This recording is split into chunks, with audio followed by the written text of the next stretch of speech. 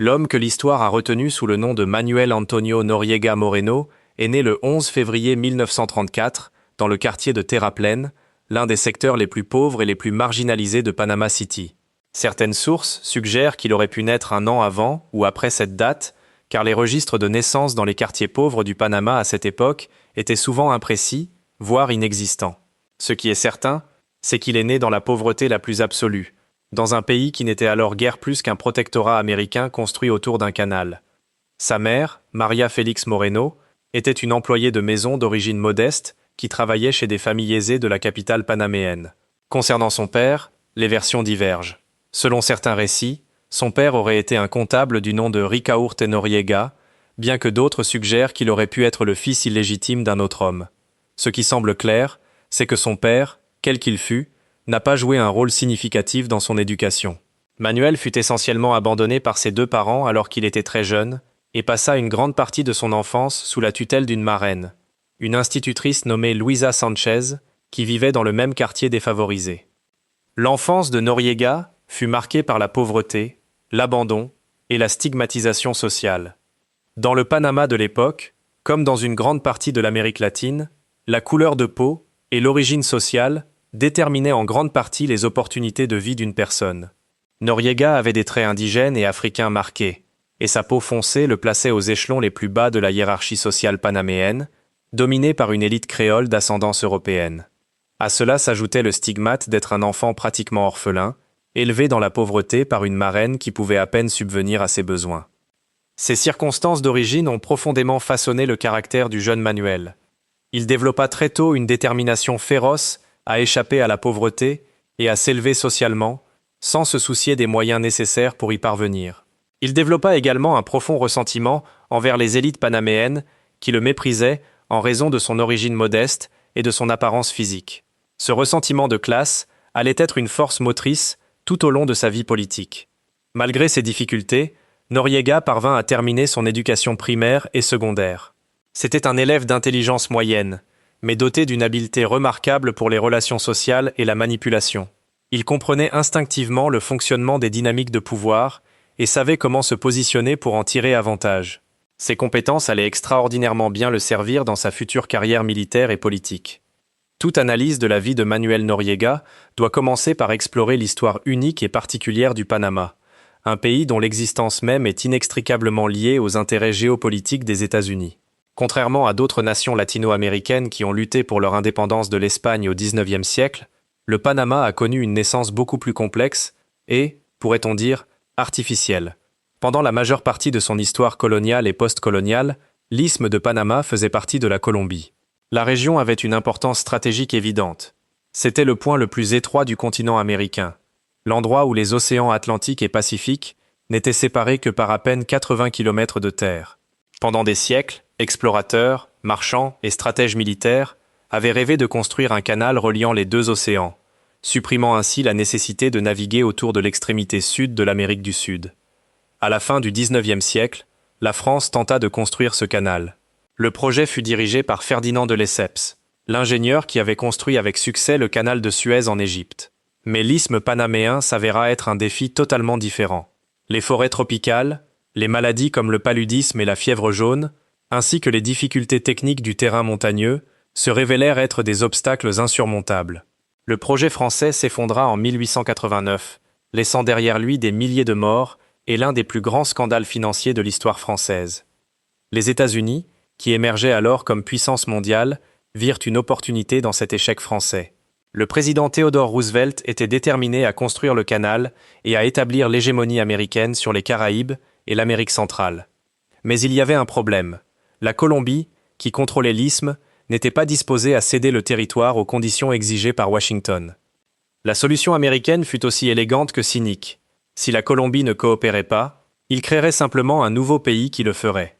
En novembre 1903, avec le soutien clandestin du gouvernement américain, un groupe d'hommes d'affaires et de politiciens panaméens déclara l'indépendance de l'isthme. Lorsque la Colombie tenta d'envoyer des troupes pour étouffer la rébellion, des navires de guerre américains bloquèrent leur passage.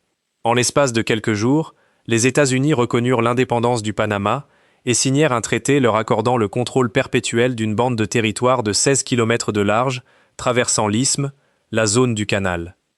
Ce traité, connu sous le nom de traité Hay-Buno-Varilla, fut signé par un Français agissant soi-disant au nom du Panama, sans qu'aucun Panaméen ne participe aux négociations.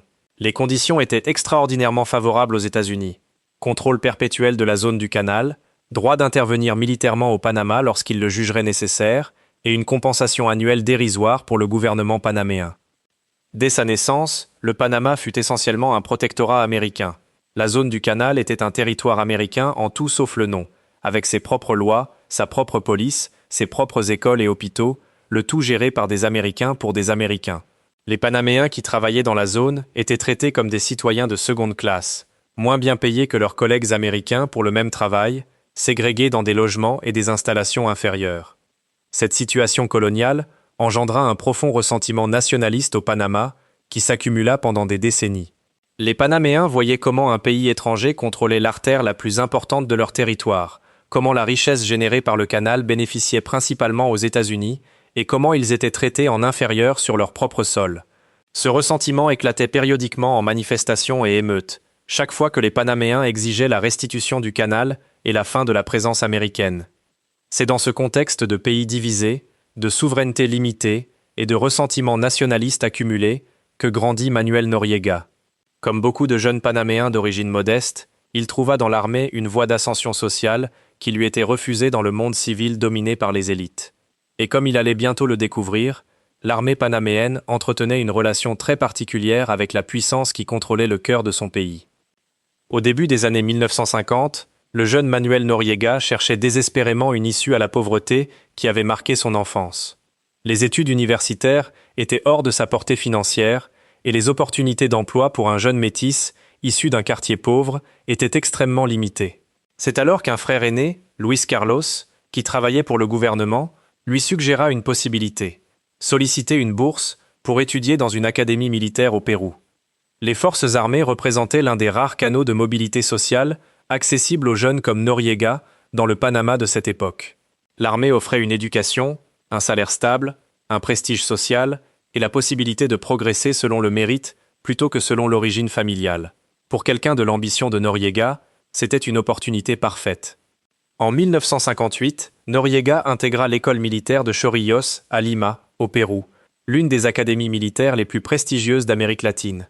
Il avait environ 24 ans, plus âgé que la plupart des cadets, mais sa maturité et sa détermination l'aidèrent à s'adapter rapidement. Pendant ses années au Pérou, Noriega reçut une formation militaire professionnelle et fut également exposé aux courants idéologiques qui agitaient l'Amérique latine durant ces années de guerre froide. C'est durant son séjour au Pérou que Noriega eut son premier contact documenté avec l'Agence centrale de renseignement des États-Unis, la CIA. Selon de multiples sources, y compris des témoignages d'anciens officiers du renseignement américain, la CIA recruta Noriega comme informateur alors qu'il était cadet à Lima. On lui versait une modeste rémunération en échange d'informations sur ses camarades cadets, sur les instructeurs péruviens et sur toute activité susceptible d'intéresser Washington dans le contexte de la guerre froide. Ce recrutement précoce établit un schéma qui allait définir la carrière de Noriega durant les 3 décennies suivantes. Il serait un homme au service de multiples maîtres simultanément, vendant information et loyauté aux plus offrants, jouant sur tous les tableaux, tout en faisant avancer son propre programme. La CIA pensait avoir recruté un atout précieux. En réalité, elle avait créé un monstre qui finirait par se retourner contre elle. Noriega retourna au Panama en 1962 en tant que sous-lieutenant de l'armée panaméenne. C'était un pays en pleine effervescence politique. Les mouvements nationalistes exigeaient de plus en plus fermement la restitution du canal. La révolution cubaine de 1959 avait électrisé la gauche latino-américaine et terrifié Washington. Et au Panama, comme dans une grande partie de la région, les militaires commençaient à se positionner comme arbitres du pouvoir politique. Le jeune officier Noriega fut affecté à la province de Chiriquí, à l'ouest du pays, près de la frontière avec le Costa Rica. C'était une zone relativement tranquille, mais Noriega mit à profit son temps là-bas pour construire des réseaux de contacts, accumuler des informations sur les personnalités locales et perfectionner ses compétences en matière de renseignement.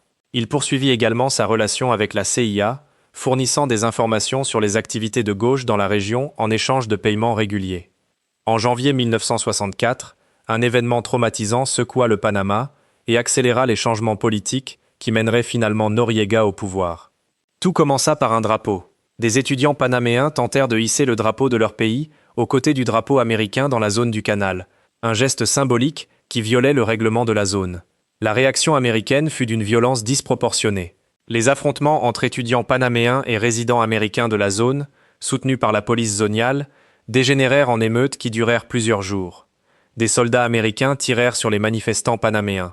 Le bilan final fut de plus de 20 morts, en majorité des Panaméens, et des centaines de blessés. Les événements de janvier 1964, connus au Panama sous le nom de Journée des Martyrs, transformèrent la politique du pays.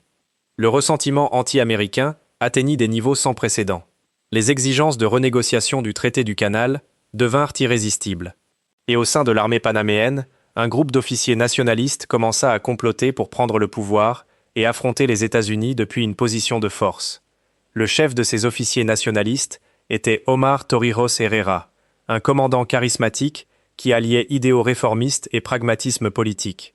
Torrijos était issu d'une famille de classe moyenne de la province de Veraguas et avait gravi les échelons de l'armée grâce à sa compétence professionnelle et à sa capacité à inspirer la loyauté chez ses subordonnés. C'était un homme du peuple, dans un sens que les élites panaméennes n'étaient pas.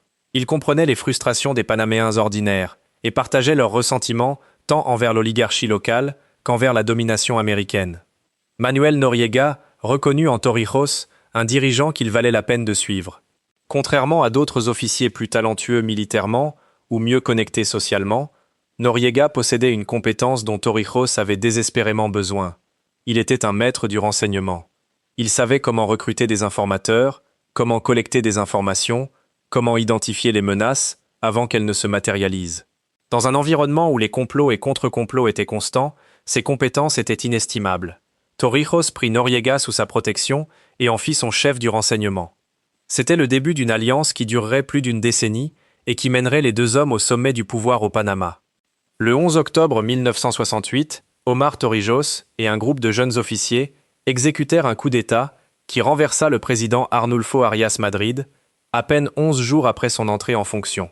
Arias, un politicien populiste déjà renversé 2 fois auparavant, avait commis l'erreur de tenter de réformer et de contrôler les forces armées. Les militaires répondirent en l'écartant du pouvoir une fois de plus. Le coup d'État établit une junte militaire initialement dirigée par plusieurs officiers, mais Torrijos consolida progressivement son contrôle personnel sur le gouvernement. Dès 1972, il était le chef incontesté du Panama, gouvernant avec le titre de chef du gouvernement et leader maximal de la révolution panaméenne. Manuel Noriega joua un rôle crucial dans la consolidation du pouvoir de Torrijos. En tant que chef du renseignement militaire, il était chargé d'identifier et de neutraliser les menaces pesant sur le régime. Il développa un vaste réseau d'informateurs qui pénétrait tous les niveaux de la société panaméenne, dans les syndicats, dans les universités, dans les partis politiques, dans les médias et même au sein des forces armées elles-mêmes. Personne ne complotait au Panama sans que Noriega n'en soit informé. Ses méthodes étaient souvent brutales. Les opposants au régime étaient surveillés, intimidés, arrêtés, torturés. Certains disparaissaient. Noriega supervisait personnellement des interrogatoires et n'avait aucun scrupule à utiliser la violence pour obtenir des informations ou envoyer des messages. Mais il était efficace, et c'est ce que Torrijos appréciait. Parallèlement, Noriega continuait de cultiver sa relation avec la CIA. Pour Washington, le régime de Torrijos était préoccupant mais gérable. Torrijos flirtait avec la gauche latino-américaine, entretenait des relations cordiales avec Cuba et utilisait une rhétorique nationaliste et anti-impérialiste. Mais il n'était pas communiste et était disposé à coopérer avec les États-Unis sur les questions de renseignement, en particulier en ce qui concernait l'endiguement du communisme en Amérique centrale. Noriega était le principal canal de cette coopération. Il fournissait à la CIA des informations sur les activités de gauche au Panama et dans la région.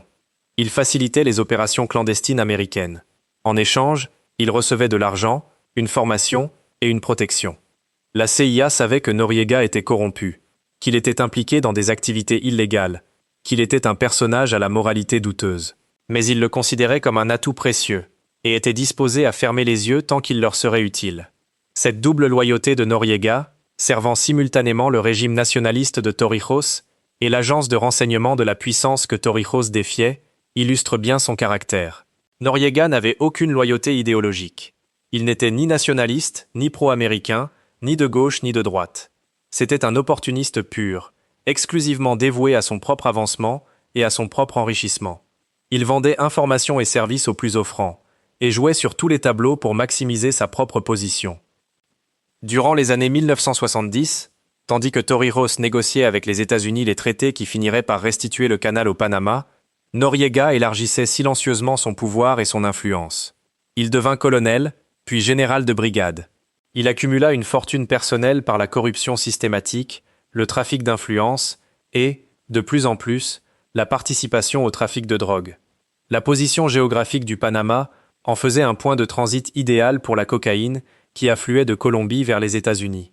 Les cartels colombiens avaient besoin de routes sûres, de lieux pour stocker la drogue et d'un accès au système bancaire pour blanchir leurs gains. Le Panama offrait tout cela, et Noriega était plus que disposé à le fournir, en échange de paiements multimillionnaires. Selon des témoignages ultérieurs de trafiquants de drogue, d'anciens officiers et de documents déclassifiés, Noriega commença à travailler avec les cartels colombiens dès le milieu des années 70. Initialement, son rôle était principalement de protection. Il garantissait que les cargaisons de drogue transitant par le Panama ne soient pas interceptées par les autorités. Mais son implication s'approfondit progressivement. Il fournissait des aérodromes clandestins permettant l'atterrissage d'avions chargés de cocaïne. Il facilitait le blanchiment d'argent à travers le système bancaire panaméen, réputé pour son secret. Il permettait même aux cartels d'établir des laboratoires de traitement sur le territoire panaméen. En échange, il recevait des paiements estimés à des millions de dollars. Cet argent finançait son train de vie de plus en plus luxueux, ses propriétés, ses comptes bancaires secrets en Suisse et dans d'autres paradis fiscaux. Il finançait également son réseau de pouvoir, pots de vin à ses subordonnés, paiements aux informateurs, contributions à des causes politiques qui le servaient. Le plus extraordinaire dans cette situation, c'est que la CIA était au courant. De multiples rapports de renseignement de l'époque documentaient l'implication de Noriega dans le trafic de drogue. Des agents de la DEA, l'agence antidrogue américaine, tentaient à plusieurs reprises d'attirer l'attention sur ses activités criminelles. Mais la CIA protégeait son atout. Noriega était trop précieux pour être abandonné pour une affaire aussi banale que le trafic de drogue. Cette protection américaine enhardit Noriega. Il comprit que tant qu'il serait utile à Washington, il pourrait agir avec une quasi-totale impunité. Et il avait raison, du moins pour un temps. Le 31 juillet 1981, Omar Torrijos mourut lorsque l'avion dans lequel il voyageait s'écrasa dans les montagnes du Panama durant une tempête. Il avait 52 ans et avait gouverné le Panama pendant 13 ans.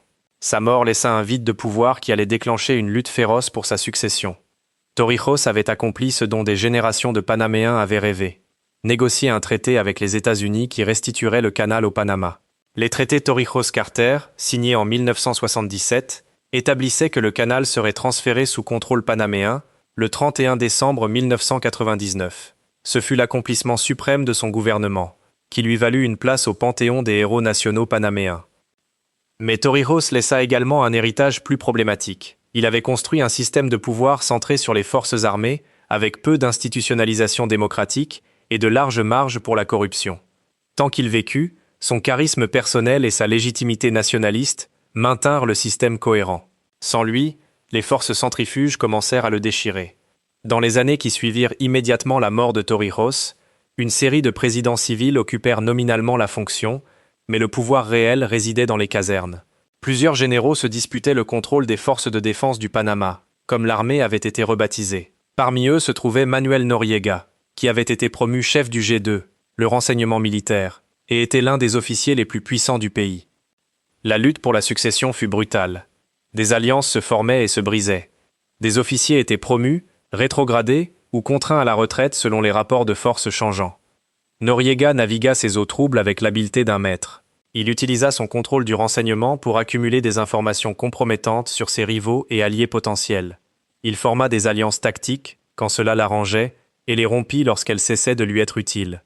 Il élimina les menaces par une combinaison de corruption, d'intimidation et, lorsque nécessaire, de violence. L'un de ses rivaux les plus dangereux était le colonel Roberto Diaz Herrera, un officier populaire qui aspirait lui aussi au pouvoir suprême. Noriega et Diaz Herrera furent alliés pendant un temps, unis par leur opposition à d'autres généraux. Mais Noriega sut toujours qu'il devrait éventuellement s'en débarrasser. Pour l'instant, il le gardait près de lui, suivant le vieux principe consistant à garder ses amis proches et ses ennemis encore plus proches. En août 1983, Noriega atteignit finalement le sommet. Il devint commandant des forces de défense du Panama, le poste le plus puissant du pays. À partir de ce moment, Bien que le Panama continuât d'avoir des présidents civils qui changeaient périodiquement, tout le monde savait qui dirigeait réellement. Manuel Antonio Noriega, l'enfant orphelin du quartier de Terraplén, était désormais l'homme le plus puissant du Panama. Si ce documentaire sur Manuel Noriega vous plaît, je vous invite à vous abonner à la chaîne pour ne pas manquer les prochaines vidéos sur les dictateurs les plus fascinants et controversés de l'histoire. Avec Noriega au pouvoir, le Panama entra dans une nouvelle phase, combinant autoritarisme politique, corruption systématique et une alliance de plus en plus étroite avec le narcotrafic international. Le général contrôlait tous les aspects de la vie nationale. Il nommait et destituait les présidents, décidait qui gagnait les élections, contrôlait les médias et maintenait une surveillance constante sur toute opposition potentielle. Son style de gouvernement était un mélange d'habileté politique et de brutalité sélective. Noriega n'était pas un dictateur gouvernant par la terreur de masse à la manière d'un Trujillo ou d'un Pinochet. Il était plus subtil. Il préférait acheter les loyautés plutôt que les imposer par la force. Il soudoyait politiciens, hommes d'affaires, dirigeants syndicaux et journalistes. Ceux qui ne pouvaient être achetés étaient intimidés, et ceux qui ne pouvaient être intimidés disparaissaient. Les forces de défense sous le commandement de Noriega devinrent un État dans l'État. Ces officiers contrôlaient des entreprises, recevaient des commissions sur les contrats gouvernementaux, participaient à toutes sortes d'affaires douteuses. La corruption imprégnait tous les niveaux de l'institution. Un officier loyal à Noriega pouvait s'enrichir rapidement. Un officier déloyal pouvait tout perdre, y compris sa liberté ou sa vie.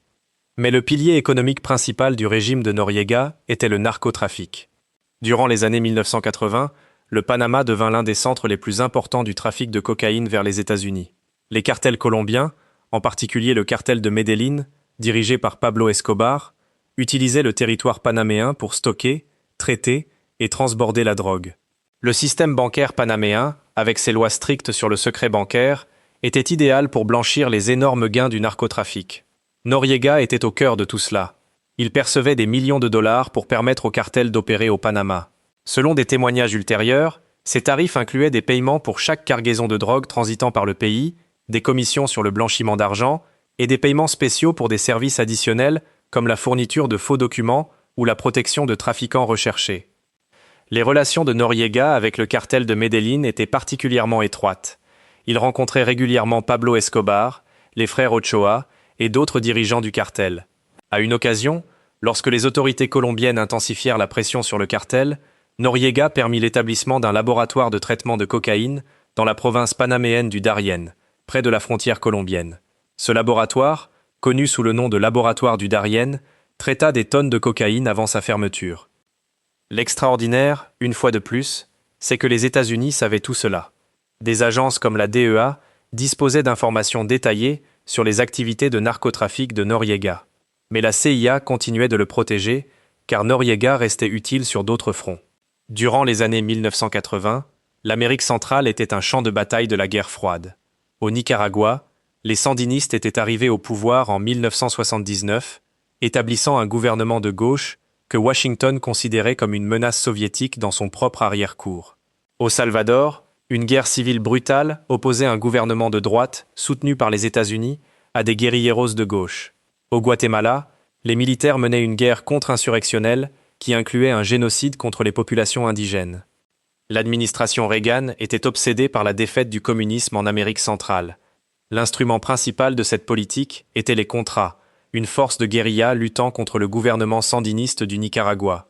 Les Contras étaient financés, armés et entraînés par la CIA, bien que le Congrès américain ait explicitement interdit cette aide à plusieurs reprises.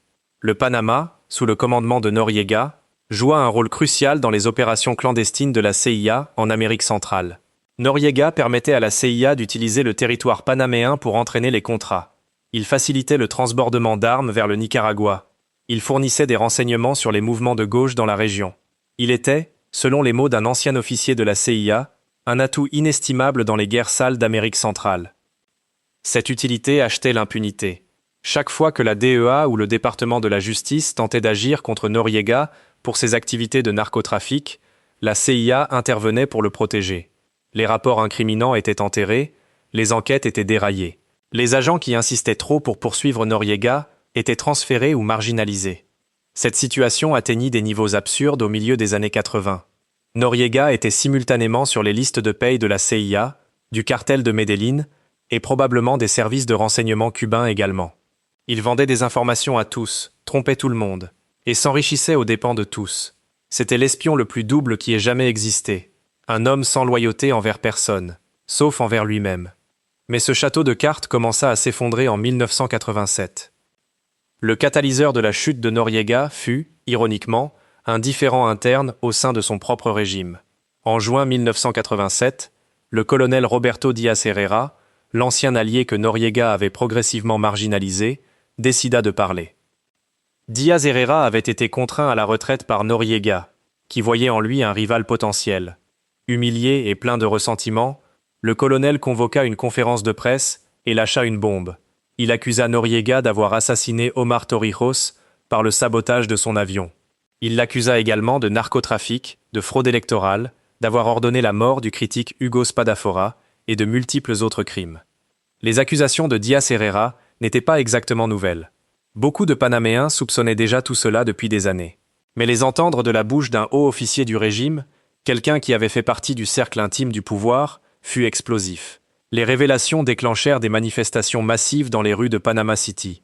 Pour la première fois depuis des années, des milliers de Panaméens descendirent dans la rue pour exiger la démission de Noriega. Le dictateur répondit par la répression. La police et les unités paramilitaires connues sous le nom de bataillon de la dignité attaquèrent les manifestants avec des gaz lacrymogènes, des matraques et des armes à feu. Des journalistes furent frappés, des opposants furent arrêtés, des médias critiques furent fermés, mais la répression ne fit qu'intensifier l'opposition. Une alliance de partis politiques, d'organisations patronales, de syndicats et de groupes de la société civile s'unit sous le nom de Croisade civile nationale, exigeant la fin du régime militaire.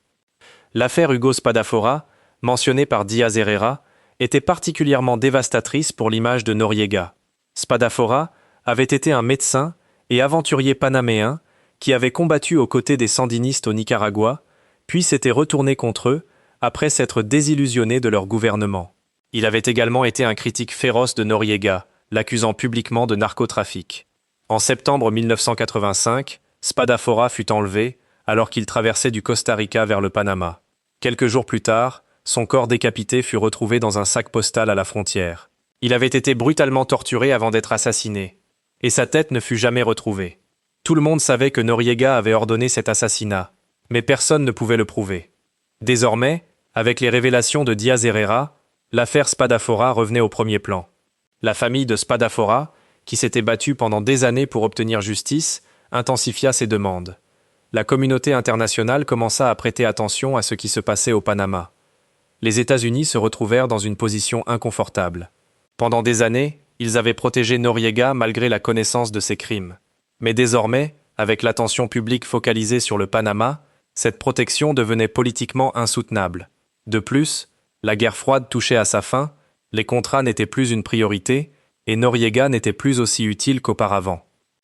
En février 1988, deux grands jurys fédéraux, à Miami et à Tampa, émirent des actes d'accusation formels contre Manuel Antonio Noriega pour narcotrafic, blanchiment d'argent et crime organisé.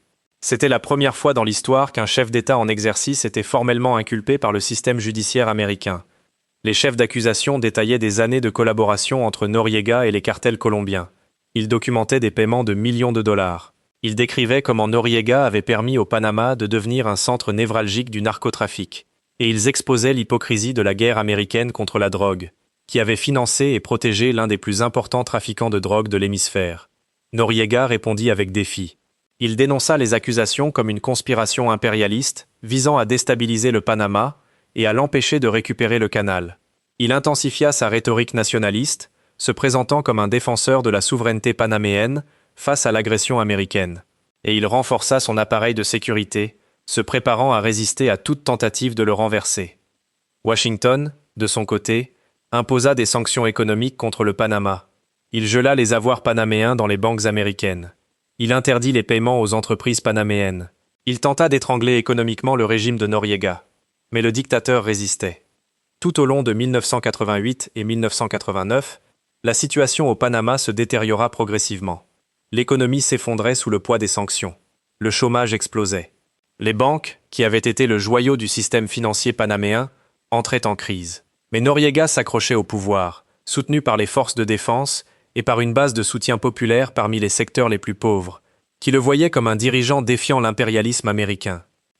En mai 1989, le Panama organisa des élections présidentielles. L'opposition unifiée présenta comme candidat Guillermo Endara, un avocat corpulent et bonhomme représentant la coalition anti-Noriega. Tous les sondages indiquaient qu'Endara gagnerait avec une large marge. Le jour des élections, malgré l'intimidation et les irrégularités, la participation fut massive. Les observateurs internationaux, y compris une délégation menée par l'ancien président américain Jimmy Carter, confirmèrent qu'Endara avait gagné avec une avance écrasante, probablement de 3-1. Mais Noriega refusa d'accepter la défaite. Dans les jours qui suivirent, le gouvernement annula les élections, invoquant une ingérence étrangère. Lorsque Endara et ses colistiers tentèrent de mener une manifestation, ils furent attaqués par les bataillons de la dignité devant les caméras de la télévision internationale. Les images de Guillermo Ford, l'un des vice-présidents élus, la chemise ensanglantée après avoir été frappé, firent le tour du monde et devinrent un symbole de la brutalité du régime. La communauté internationale condamna unanimement la fraude électorale. L'Organisation des États américains tenta de négocier une issue, mais Noriega rejeta toutes les propositions. Les États-Unis augmentèrent la pression, envoyant davantage de troupes vers les bases qu'ils maintenaient encore dans la zone du canal, selon les termes des traités.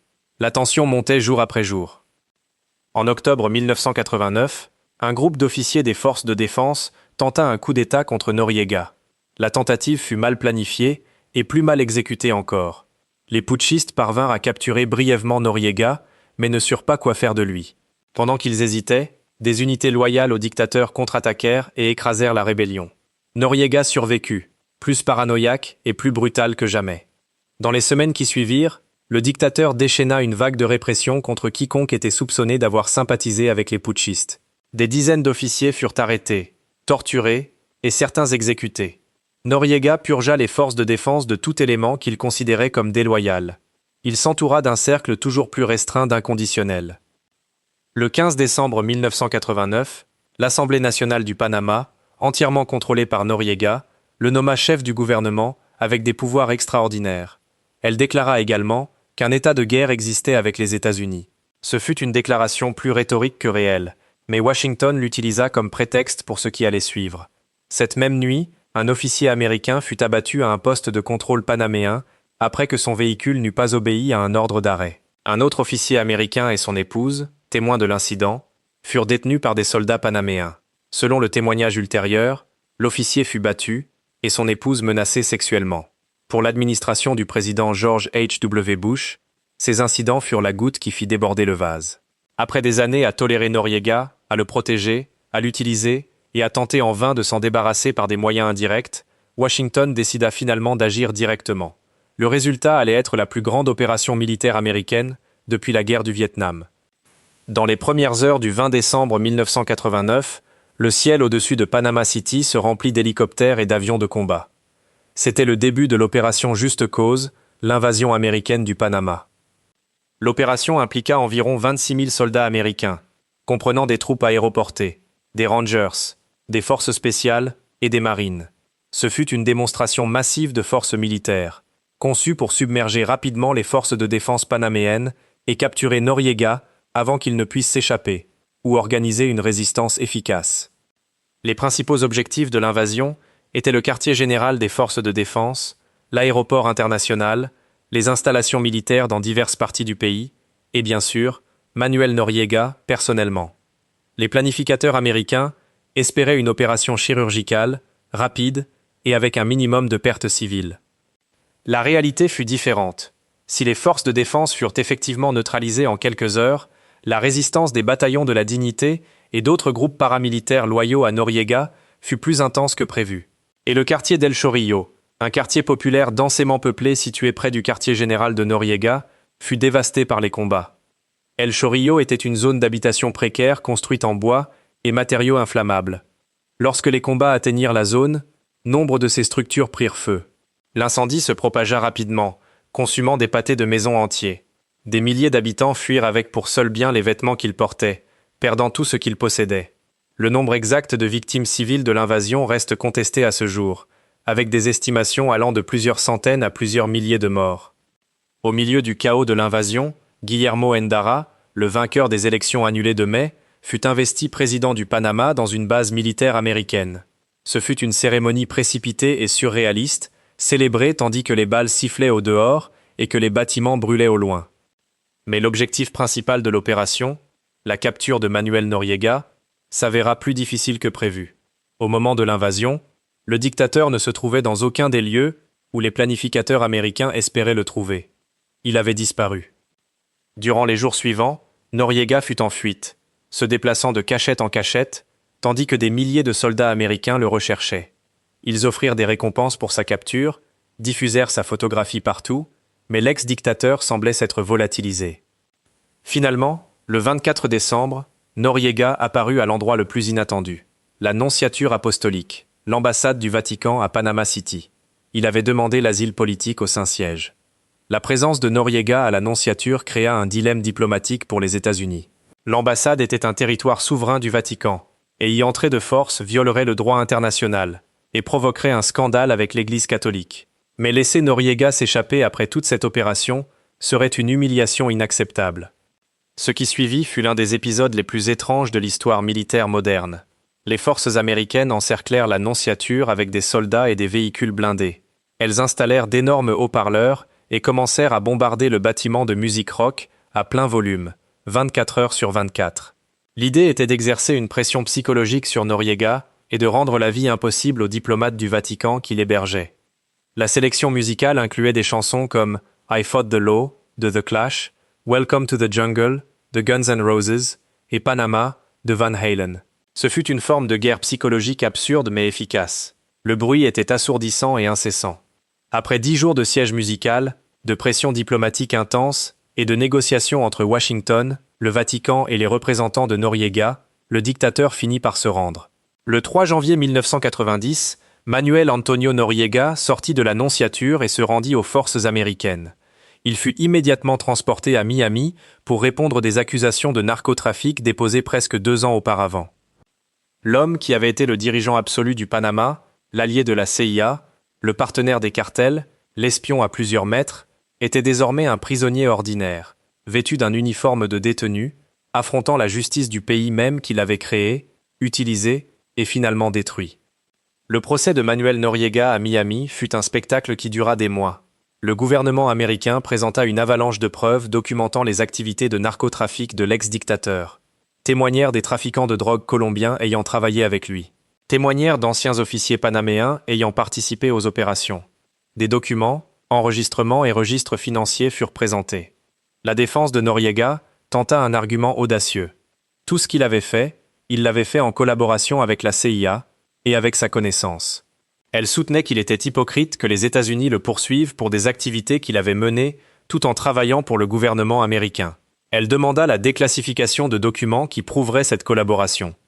Le juge autorisa certaines références à la relation de Noriega avec la CIA, mais limita sévèrement la quantité d'informations classifiées que la défense pouvait utiliser. Le gouvernement fit valoir, et le juge accepta, que la collaboration de Noriega avec le renseignement américain ne l'exonérait pas de ses crimes de narcotrafic. En avril 1992, après 7 mois de procès, le jury déclara Manuel Noriega coupable de 8 des 10 chefs d'accusation de narcotrafic, blanchiment d'argent et crime organisé. Il fut condamné à 40 ans de prison, peine qui fut ultérieurement réduite pour bonne conduite. Noriega passa les années suivantes dans une prison fédérale à Miami, où, ironiquement, il jouissait d'un statut particulier. Il avait été désigné prisonnier de guerre, le seul dans les prisons américaines, ce qui lui conférait certaines protections en vertu de la Convention de Genève. Il disposait d'une cellule individuelle, pouvait porter son uniforme militaire et recevait un traitement relativement privilégié comparé aux autres détenus. Mais tandis que Noriega languissait en prison, l'héritage de son régime continuait d'affecter le Panama. Le pays qu'il laissait derrière lui était profondément endommagé. Des institutions corrompues, des forces de sécurité démoralisées, une économie dévastée d'abord par les sanctions, puis par l'invasion, et une société traumatisée par des années de répression, suivies de la violence de l'intervention américaine. La reconstruction fut lente et douloureuse.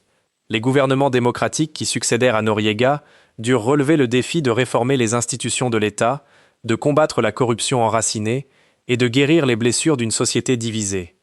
Le processus prit des années, et certains diraient qu'il n'est toujours pas pleinement achevé. L'une des réalisations les plus significatives de l'ère post-Noriega fut le transfert du canal de Panama.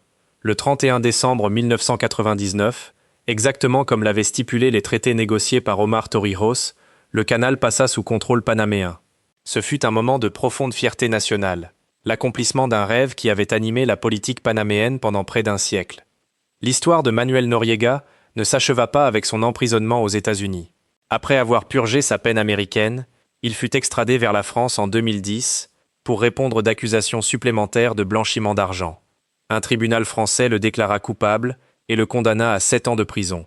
Mais avant de pouvoir purger cette peine intégralement, il fut extradé une nouvelle fois, cette fois vers le Panama. Au Panama, Noriega dut faire face à de multiples accusations en suspens, notamment l'assassinat de Hugo Spadafora, les crimes commis durant son régime et des violations des droits humains. Il fut reconnu coupable de plusieurs de ces chefs d'accusation et condamné à des décennies de prison supplémentaires. L'ex-dictateur passa ses dernières années dans une prison panaméenne, malade et vieilli. L'homme qui avait jadis été l'un des espions les plus précieux de la CIA, le partenaire de Pablo Escobar, le dirigeant absolu d'une nation stratégique, termina ses jours comme un vieillard fragile dans une cellule, oublié de la majeure partie du monde. Manuel Antonio Noriega mourut le 29 mai 2017, à l'âge de 83 ans. Il avait souffert de complications après une opération chirurgicale au cerveau pour retirer une tumeur. Sa mort ne fut qu'une note de bas de page dans l'actualité internationale, un bref rappel d'une époque que la plupart préféraient oublier. L'héritage de Manuel Noriega constitue une étude fascinante sur la corruption du pouvoir, l'hypocrisie de la géopolitique et les dangers des alliances de convenance. Pendant des décennies, les États-Unis maintinrent sur leur liste de paye un homme dont ils savaient qu'il était un criminel, un trafiquant de drogue et un violateur des droits humains. Ils le firent parce que Noriega était utile, parce qu'il servait les intérêts de la politique américaine en Amérique centrale, parce qu'il était un atout précieux dans les guerres sales de la guerre froide. Lorsqu'il cessa d'être utile, lorsqu'il devint une honte impossible à dissimuler, les États-Unis le détruisirent avec la même facilité qu'ils l'avaient créé. L'invasion du Panama démontra que Washington pouvait faire et défaire des dirigeants à volonté, que la souveraineté des petits pays était subordonnée à la bonne volonté de l'hégémon du Nord. Mais l'histoire de Noriega constitue également un avertissement sur les limites de l'opportunisme. Noriega croyait pouvoir jouer indéfiniment sur tous les tableaux, que son utilité le protégerait pour toujours, qu'il était trop précieux pour tomber. Il se trompait. En fin de compte, personne n'est indispensable, et ceux qui vivent en trahissant tout le monde finissent par se retrouver sans alliés au moment où ils en ont le plus besoin. Pour le Panama, l'ère Noriega représente un chapitre sombre que le pays a tenté de dépasser. La démocratie qui émergea après l'invasion s'est révélée résiliente, survivant à de multiples transitions de pouvoir pacifiques. Le canal, désormais aux mains panaméennes, est devenu une source de prospérité et de fierté nationale. Mais les blessures du passé ne se sont pas complètement refermées, et les débats sur la mémoire historique, la justice et la réconciliation se poursuivent. La question qui demeure est de savoir si les leçons de l'ère Noriega ont véritablement été apprises. Les schémas qui ont permis son ascension, la corruption institutionnelle, l'ingérence étrangère, la disposition à sacrifier les principes pour la convenance, ne sont propres ni au Panama ni à cette époque. Ils continuent de se manifester sous différentes formes en différents lieux du monde. Manuel Noriega fut, à bien des égards, un produit de son époque et de son contexte. Mais il fut également un acteur de son propre destin, un homme qui prit des décisions conscientes pour s'enrichir par le crime, opprimer son peuple, trahir ceux qui lui faisaient confiance. Il fut simultanément victime et bourreau, pion et joueur, créature et créateur de sa propre destruction. Si ce documentaire sur Manuel Noriega vous a plu, je vous invite à vous abonner à la chaîne pour ne pas manquer les prochaines vidéos sur les dictateurs les plus fascinants et controversés de l'histoire. Laissez-nous votre avis en commentaire. Noriega fut-il simplement un instrument des États-Unis, jeté lorsqu'il cessa d'être utile, ou fut-il l'architecte de sa propre chute? Merci de nous avoir accompagnés dans ce voyage, à travers l'une des histoires les plus complexes et instructives de l'histoire récente de l'Amérique latine,